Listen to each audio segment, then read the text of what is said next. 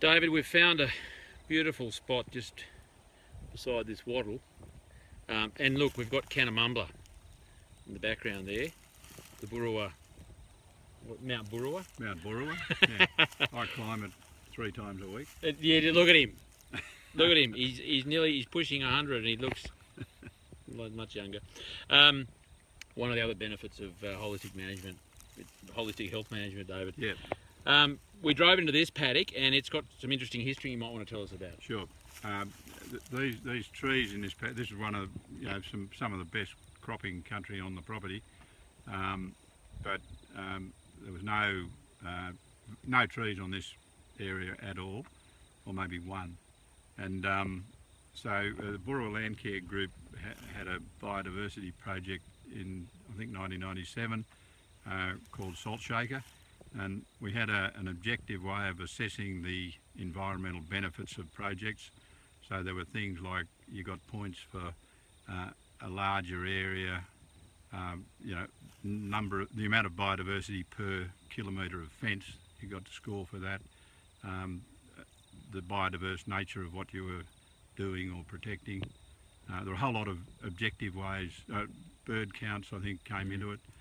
So it was quite an innovative project. Anyway, we got involved. It won some awards. Yeah, it did. It did, yeah. No, it was a good project. Anyway, we got involved, and there was no biodiversity much here except what was growing on the ground, which was, after cropping. And so our attempt to try and reintroduce some more structure into the landscape was to do this project, which is about 10 hectares. It's in the middle of, there are 7 paddocks in this area, and this one is in the middle of them. There's 6 surrounding this, and this one's in the middle. So for a number of years after these trees were direct seeded, and we didn't graze it for a number of years. I'm thinking probably 6 or 7 or maybe even 8 years. So it had no stock in it at all.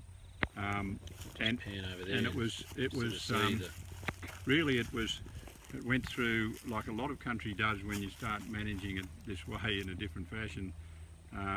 It went through a very weedy phase. It had had a fire over it in 2006.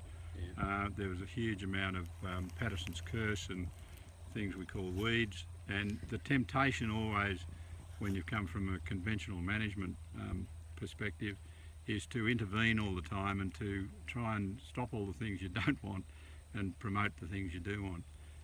Now, the way we think about it, the way we're trained to approach these sort of issues is stop thinking about the things you don't want and concentrate on managing for the things you do want. Yep. And so that's an incredibly hard thing to do because we're worried about how it looks. But if you think about it, the natural world isn't tidy. It's got a lot of structure. There are things dying, there are things initiating, there are things mature, and there are things in between. And that's a really healthy thing for the landscape. If you haven't got that, it's what you need more of. Dynamic. Yeah, dynamic, yeah. Totally dynamic. It's changing constantly. And in human terms, sometimes we don't realise that it is changing. But in this situation, we thought, well, we're not going to intervene. We're just going to wait until the trees are big enough to handle the stock, and then we'll graze it the way we graze all our paddocks. And over time, we believed, and we've shown it so many times, we're convinced that it's right, that things change and succession takes place based on the rate and the amount of disturbance you create. Grazing is a disturbance. It doesn't necessarily mean digging it all up with the cattle's feet all the time, but if that happens from time to time, it's definitely not a disbenefit. So over a period of time, grass has started to come in. There's quite a lot of cooch in here. I used to spend quite a lot of money trying to get rid of cooch, but actually it's the last plant in the landscape that stops being green in a drought. So, and it's a summer active species. It provides wonderful ground cover, and when it becomes dormant in the winter, other things come up through it. So you'll get plenty of grass other than cooch where you've got cooch.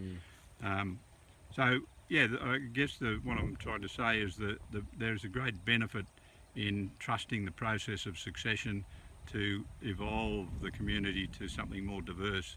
Now, that's not a static thing, it's dynamic as it's happening, and it's dynamic when it gets to what you think is diverse, because there'll always be disturbances. You'll get a storm, you'll get a fire, you'll have animals that graze too heavily or not enough, and all those things create niches for other things to initiate, and that's what we're really trying to get. And the other benefit is that you know, trees provide nesting sites and roosting sites for birds. You know, we have got increasing numbers of birds on this place. There's a very good graph that somebody's drawn recently looking at the rise in vegetative cover on this property, and the people have been counting birds here for about 20 years, and the two graphs are absolutely in lockstep. So as the vegetation goes up, yeah, the bird species that'll support increase. The habitat. Yep. Yeah. And David, I'm just looking, we're beside a fairly established wattle there. He's, I don't know, 10 metres tall, fairly significant size, 8. At the same time, we've got some little, you know, little eucalypts. Little But eucalypts. they would have Can you see been, that there? they would have probably been hammered by cattle when they've been in here over the last couple of years. But one of my friends said to me, you know, you don't have to worry about protecting those things because they're perennials and they keep coming. And I mean, we like to see them not being knocked around by cattle. That's ideal. But if they are, it doesn't stop them living. They keep on coming, and they're perennials, and they've evolved here, so they know how to survive in this climate. They're used to some degree of grazing, I guess, or browsing. A little bit a from little kangaroos. bit. Yeah, as a species. Probably the big thing, the biggest disturbance here would have been when Aboriginal people were here, would have been some sort of mosaic burning to keep the landscape open. The woody vegetation in these sort of areas was thought to be about 20% tree cover. So the rest, most of the landscape was grassland and forbs and legumes and little vines and lots of diversity, up to maybe 100 species per hectare. Now in our modern world we've reduced that to sometimes down as low as 10 species. So. And what's the ground cover, the wooded ground cover in Burra now, just to compare what it was, 20%, what is it, sort of 2, 3, 4% in Burra? Well, certainly in the Burra catchment, the 180,000 hectares of the Burra catchment, the average woody vegetation cover is 15%. Yeah, right. Now on this property it was 3% in 1970, now it's nearly 20%. Some of that we've put there by intervening, but there's also, I think I might have mentioned earlier, there's also quite a lot of places where trees are coming up as volunteers from seed fall from existing trees.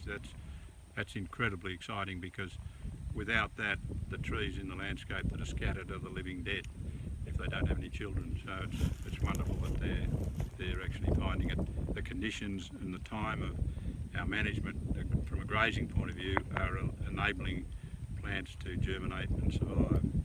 So as you were saying before, David, just because you're not seeing activity and action and growth and succession and leaps and bounds doesn't mean it's not actually happening. No, that patience. Yeah, patience and gratitude. Thinking about the costs you're saving as well by not ploughing and carrying on. Yeah. Beautiful.